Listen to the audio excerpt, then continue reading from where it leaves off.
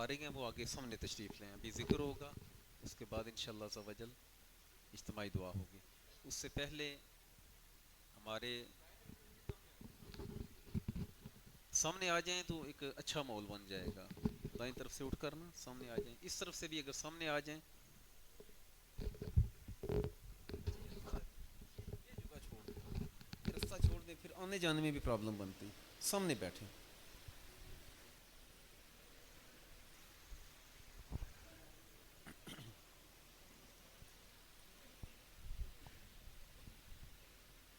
یہ رستہ چھوڑ دیں, یہ نا پھر آنے جانے میں بھی نا پھر وہ پرابلم بنتی ہے. یہ رستہ چھوڑ دیں بالکل. بھلے آپ وقفہ دے کر بیٹھیں لیکن سامنے اس طریقے سے بیٹھیں کہ ایک ماحول بن جائے نا. اچھا یہ رستہ چھوڑ دیں, یہ سامنے بیٹھ جائیں تو زیادہ بہتر ہے. ابھی ہمارے اس محفل میں بیٹھے ہیں اپنے نعمان بھائی, نعمان فاروقی بھائی. ان سے قصیدہ بردہ شریف سنتے ہیں 2-4 منٹ, اس کے بعد انشاءاللہ ذکر ہوگا. قصیدہ بردہ شریف کے حوالے سے پتہ نہیں آپ لوگوں کو یقیناً اطلاع ہوگی, ایسا بھی نہیں ہے. جیسے اردو میں صلاۃ و سلام ہے نا, مصطفیٰ جان رحمت پہ لاکھوں سلام. سب سے طویل صلاۃ و سلام یہ ہے جو اعلیٰ حضرت نے لکھا ہے. اس کے 100 سے اوپر اشعار ہیں, تقریباً 165 ہیں. یہ کتنے اشعار ہیں؟ عربی میں سب سے لمبا صلاۃ و سلام جو ہے وہ قصیدہ بردہ شریف ہے. میری بات سمجھ آ رہی ہے؟ یہ صلاۃ و سلام ہے, سرکار دو عالم صلی اللہ علیہ وسلم پر درود پاک پڑھنا. اور ایسا صلاۃ و سلام کہ لکھنے والے نے جب لکھا اور سرکار کی بارگاہ میں پڑھا تو آقا نے اپنی زیارت عطا فرمائی. سرکار نے اپنی, بیمار تھے 12 برس کے, مفلوج تھے. آقا کریم صلی اللہ علیہ وسلم نے دست اقدس ان کے جسم پر پھیرا, اللہ نے شفا عطا فرما دی. صبح اٹھے نا, 12 سال گھر سے نکلے کوئی نہیں تھے, تو لوگ جو ہیں انہوں نے جب بازار گئے تو کوئی ادھر سے آواز دے, وہ بسیری نام تھا آپ کا, بسیری بات تو سنتا جا. ایک بابے نے آواز دی, بسیری جو رات فیض تجھے سرکار نے عطا کیا ہے نا, اس کا کچھ حصہ ہمیں بھی دیتا جا.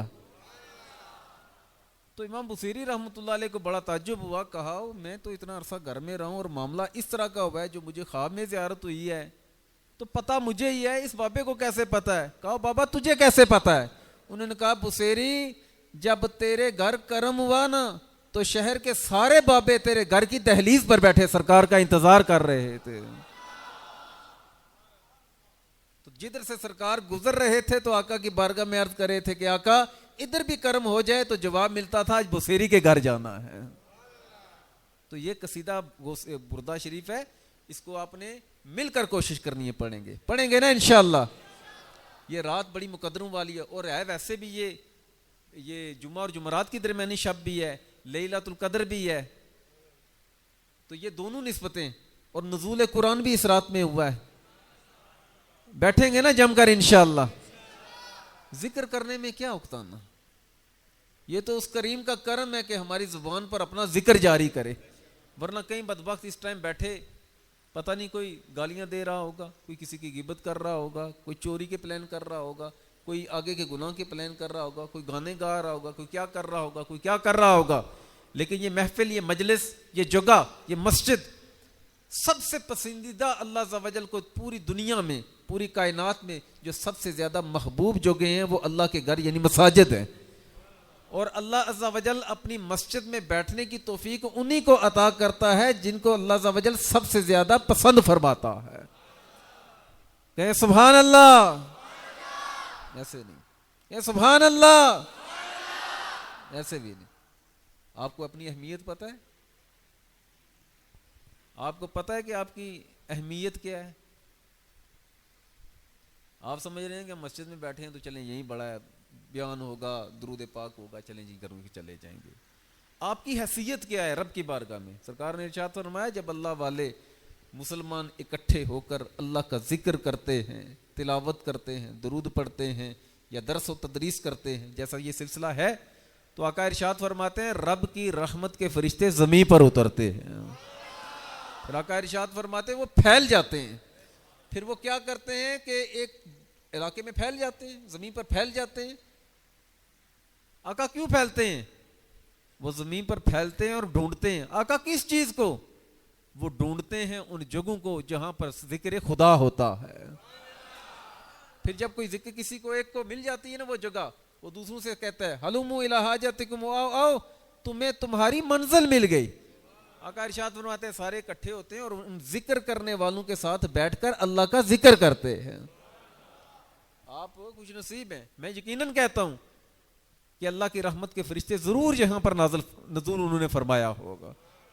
یہ مومنین کا اجتماع ہے, جہاں 40 بندے ہوں, مومن ہوں, 40 مومن ہوں, ضرور کوئی اللہ کا ایک ولی موجود ہوتا ہے.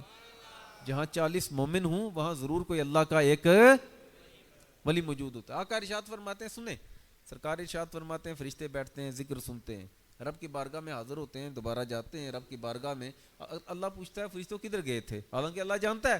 عرض کرتے ہیں مولا زمین پر گئے تھے. کیوں گئے تھے؟ اللہ تیرے ذکر کی محفل جو ہوتی ہے نا اس کو ڈھونڈ رہے تھے. پوچھا ملا؟ عرض کی ملا. محفل مل گئی. پوچھا کیا کیا؟ عرض کی مولا وہاں پر بیٹھے تھے. اللہ پوچھتا ہے وہ میرے بندے کیا کہہ رہے تھے؟ حالانکہ اللہ جانتا ہے, حالانکہ اللہ خوب جانتا ہے. انہ علیم بذات صدور, وہ تو سینوں کی باتوں تک سے واقف ہے. اللہ پوچھتا ہے بتاؤ میرے بندے جن کے پاس تم بیٹھ کر آئے ہو وہ کیا کر رہے تھے؟ اللہ تیرا ذکر کر رہے تھے. اچھا کچھ مانگ رہے تھے؟ ہاں مولا وہ تجھ سے عرض کر رہے تھے کہ تو انہیں جنت عطا فرما. اللہ ارشاد فرماتا ہے فرشتوں تم گواہ ہو جاؤ, تمہیں گواہ بنا کر میں کہتا ہوں کہ میں نے ان سب کو جنت عطا فرما دی. کچھ اور مانگ رہے تھے, حالانکہ اللہ جانتا ہے, لیکن فرشتوں سے سننا اللہ کو پسند. اللہ ارشاد فرماتا ہے کچھ اور مانگ رہے تھے؟ جی مولا مانگ رہے تھے. کیا مانگ رہے تھے؟ مولا وہ تیری بارگاہ میں عرض کر رہے تھے تو انہیں جہنم سے پناہ عطا فرما. تو اللہ ارشاد فرماتا ہے فرشتوں گواہ ہو جاؤ, تمہیں گواہ بنا کر میں کہہ رہا ہوں کہ آج میں نے انہیں جہنم سے آزادی عطا فرما دی. اب فرشتے ایک بات کہتے ہیں, یہ بات جو میں آپ کو بتانا چاہتا ہوں. فرشتے عرض کرتے ہیں مولا فیہم عبد خطاء, یہاں کوئی آنے والا حقیر نہیں ہوتا. میری بات سمجھ آ رہی ہے؟ مت کسی کو حقیر سمجھیں. کوئی بے نمازی ہے, کوئی چرسی ہے, کوئی پوڈری ہے, کوئی نشئی ہے, کوئی جھوٹا ہے, مکار ہے, جیسا بھی ہے, اللہ عز و جل نے اپنے گھر آنے کی توفیق عطا فرمائی ہے. آپ حیثیت دیکھیں, آپ کی, آپ کا مرتبہ, حیثیت, رب کو آپ کا بیٹھنا کتنا پسند ہے. فرشتے عرض کرتے ہیں مولا فیہم عبد خطاء, مولا ان میں ایک بندہ تھا. فرشتوں کے ذہن میں سوال آتا ہے مولا ان میں ایک بندہ تھا عبد خطاء, جو چھوٹا گناہ گار نہیں تھا, خطاء بہت بڑا گناہ گار تھا. خاطی ہوتا ہے چھوٹا گناہ گار, چھوٹی خطا کرنے والا, چھوٹی غلطی کرنے والا. عربی جو ہے یہ فصیح و بلیغ زبان ہے, اس میں حروف کی تعداد بڑھ جائے معنی بدل جاتا ہے. عرض کرتے ہیں مولا فیہم عبد خطاء, مولا ان میں ایک بندہ تھا جو چھوٹا گناہ گار نہیں بہت بڑا گناہ گار تھا. مولا اس کے بارے میں کیا حکم ہے؟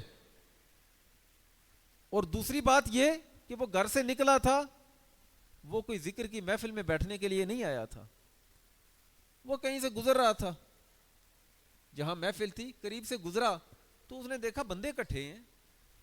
خیر ہو, جیسے ہوتا ہے نا ہمارا کوئی مجمع لگا ہوا تو ہم لوگ دیکھتے ہیں بندے اکٹھے ہیں, خیر ہو کیا مسئلہ ہے؟ درود پاک پڑھیے الصلوۃ والسلام.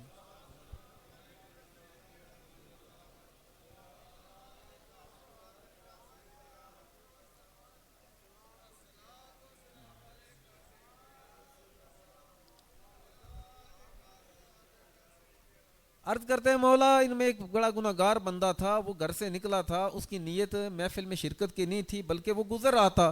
اس نے دیکھا بندے اکٹھے ہیں, پتہ نہیں کیوں اکٹھے ہیں, تو اس نے کیا کیا؟ درود پاک پڑھیے الصلوۃ والسلام.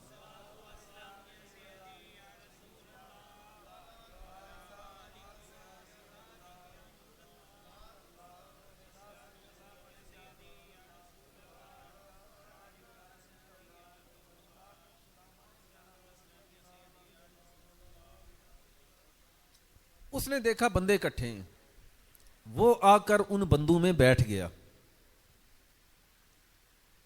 اب بتا مولا اس کے لیے کیا حکم ہے. ذکر میں کی محفل میں شرکت کی نیت سے نہیں آتا, ویسے گزر رہا تھا, گزرتے دیکھا بندے بیٹھے ہوئے, وہ بھی ساتھ بیٹھ گیا. ذکر کیا, بندے اٹھ کر چلے گئے, وہ بھی اٹھ کر چلا گیا. اللہ ارشاد فرماتا ہے فرشتوں گواہ ہو جاؤ, لہو غفرتو, سب بندوں میں سے خاص طور پر میں نے اس بڑے گناہگار کی مغفرت فرما دی. مولا کی بارگاہ میں عرض کرتے ہیں مولا وہ جو بیٹھے ہوئے تھے چلے وہ تو ذکر کرنے کے لیے آئے تھے, وہ جو آیا تھا بڑا گناہگار تھا, نیت بھی کوئی نہیں تھی شرکت کی, تو پھر اس کے لیے یہ خاص کرم کیوں. اللہ ارشاد فرماتا ہے فرشتوں ہم القوم لا یشقی بہم جلیسہم, فرشتوں وہ جو بیٹھنے والے, وہ جو ذکر والے, وہ جو محفل والے, وہ ایسے لوگ ہیں کہ ان کے پاس بدبخت بھی بیٹھے تو میں اسے خوشبختی عطا فرما دیتا ہوں.